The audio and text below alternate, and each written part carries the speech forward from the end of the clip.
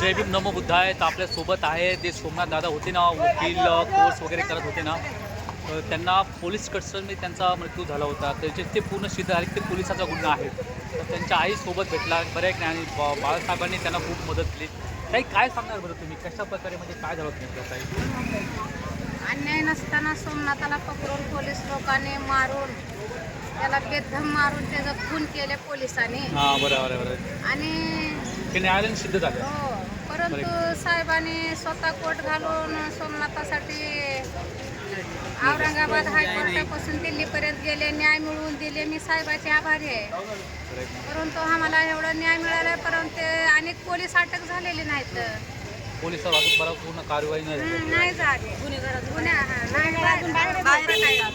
म्हणजे पोलिसावर तुम्हाला सांगतो गुन्हा दाखल करूनही अजून म्हणजे त्यांना पूर्ण अरेस्ट केलं नाही आहे. नाही केलं. अजूनही गुन्हेगार मोकळे मोकळे आहे. अजून पण मला पोलीस एकच प्रशासन म्हणायचं, लवकरात लवकर त्यांना अटक करा. अटक होत आणि ना व्हायलाच पाहिजे. बरं आहे ना? न्याय भेटला पाहिजे. सोमनाथच्या तर आत्म्याला शांती मिळेल, पण त्याची आई जी आहे, न्याय भेटला हा ना. त्याची पाहिजे. आई जी आहे थोडी त्यांची आत्मा मुंबईपर्यंत जी आहे, तर तिच्या पण आत्म्याला शांती मिळावं. संविधानाचे खरे रक्षक होते ते.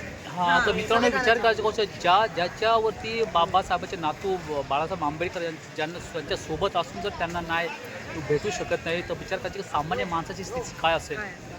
है ना, विचार करू शकता मित्रांनो. ज्या पोलिसावर गुन्हा दाखल करूनही त्यांच्यावर अजून त्यांना काही अरेस्ट वगैरे झाले नाही, तर अजून म्हणजे विचार करायची गोष्ट आहे यार, की हा आपल्या देशामध्ये काय चाललंय.